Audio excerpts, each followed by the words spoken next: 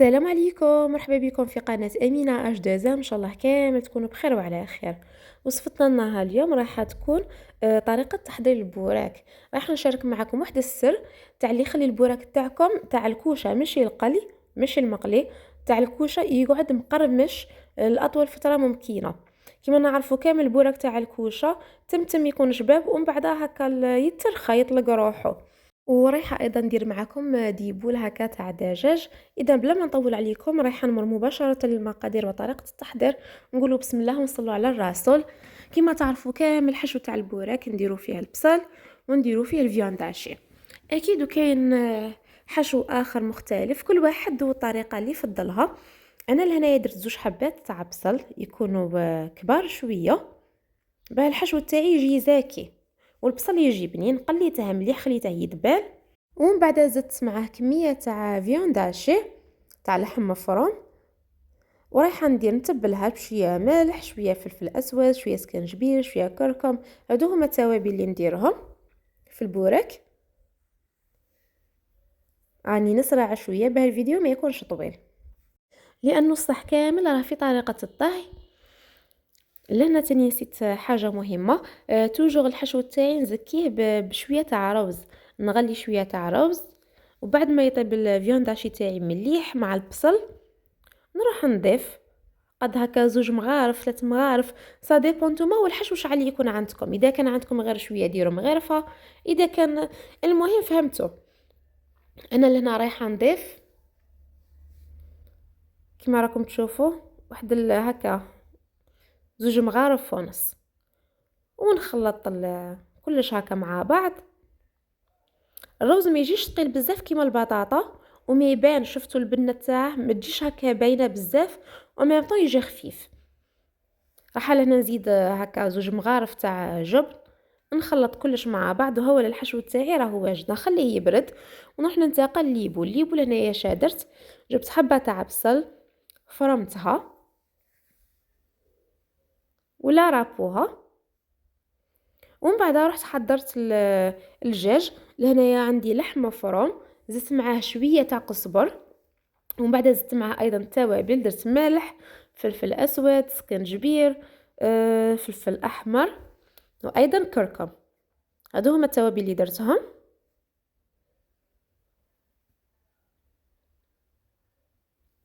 سكنجبير والحرار والكركم ديما حاضرين معايا، لان زدت غير شويه تاع فلفل احمر. راح نخلطهم هكا مليح مع بعض. ومن بعد باش يجوني خفاف انا واش ندير معاهم.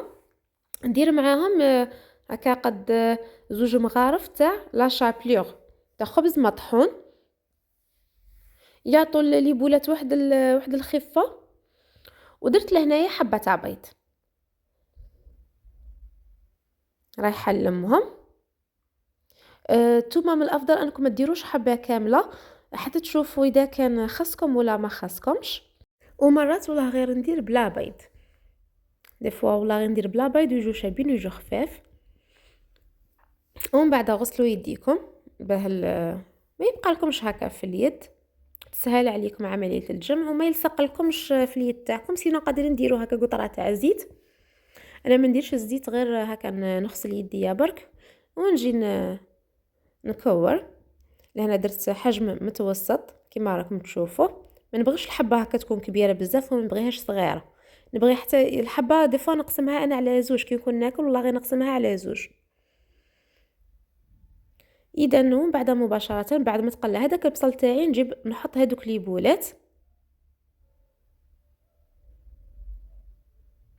ولهنايا في القلي تاعهم ما تدخلوش كاع المغرف باه ما يتفتوا لكم شو كاع. شديروا كيما البطاطا. شفتوا البطاطا لو كان تحركوها من الاولى قبل ما تطيب شدير تتفتت لا فورم تاعها تخسر ما تجيش شابه. نفس الشيء مع لي بولات شغل هكا حركوا برك. دوك تشوفوا معايا رايحه ندير هكا قدامكم رايحه نحرك برك.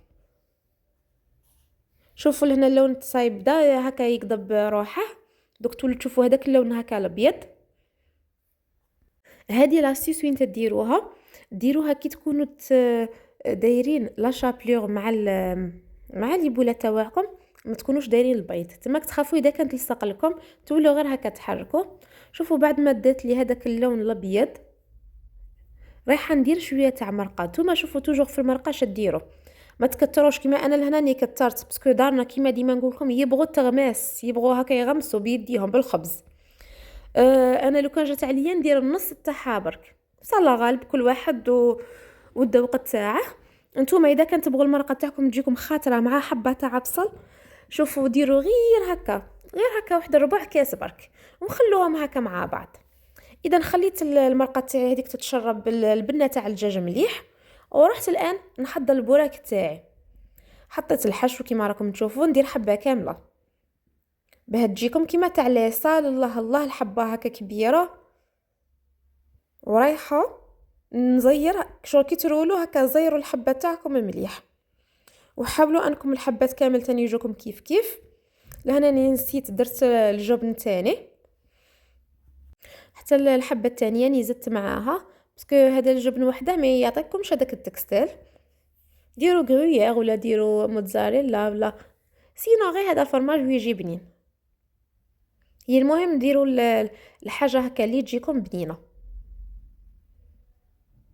كيما راكم تشوفوا الحبه لازم تزيروها في التوغ الاول، ومن بعد نحطها فاسيلمون في البلاط تاعي. اذا بنفس الطريقه كملت كامل الحبات اللي عندي.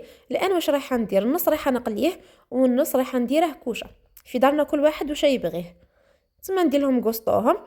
شوفوا لهنا تاع الكوشه درت شويه تاع دهان هكا في البلا، درته دايب، ومن بعد هذاك الدهان اللي بقى لي شا رايحه نزيد له، رايحه نزيد له شويه دهان تاع فيطاج. انا هذه هي الطريقه تاعي. بزاف يقولوا لي البوراك تاعك يجي مقرمش بزاف ويجي بنين، وما نديرش غير هكا شويه برك قد لي حمار، لا انا ندير ونكتر. دوك تفهموا عليه. شفتوا كي ديروا وتكتروا شغل البوراكه تاعكم رايحه تتشرب هذاك الدهان ورايحه تجيكم مقرمشه. في حاله ما انه البوراك تاعكم كي يكون يطيب تشوفوا هكا شويه تاع دهان هود لكم في البلا، ديروا قلعوا البوراكات تاعكم في البلا وحطوهم ديريكتومون في البلا اللي تكونوا طيبوا عليه تاع الكوشه، فهمتوا؟ شغل قلعوهم من هذاك البلا وخلوهم يتحمروا من تحت. صدقوني رايح يبقاو لكم مقرمشين كيما هادو كيما المقليين.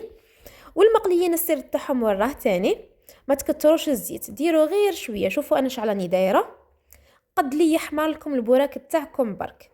وهاي ليكم النتيجه مع عصره قارص. الله الله، اسمعوا معايا القرمشه بين زوج المقلي وتاع الكوشه ويقعدوا كيما هكا.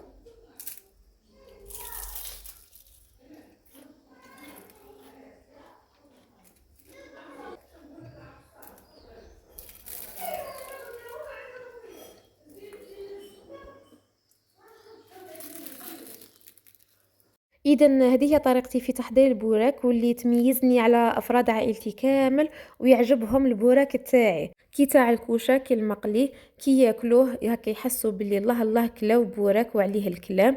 اذا هذه هي طريقتي لتحضير البوراك. ان شاء الله تكونوا استفدتوا من الطريقه. نقول لكم نتلاقوا في فيديوهات اخرى ان شاء الله.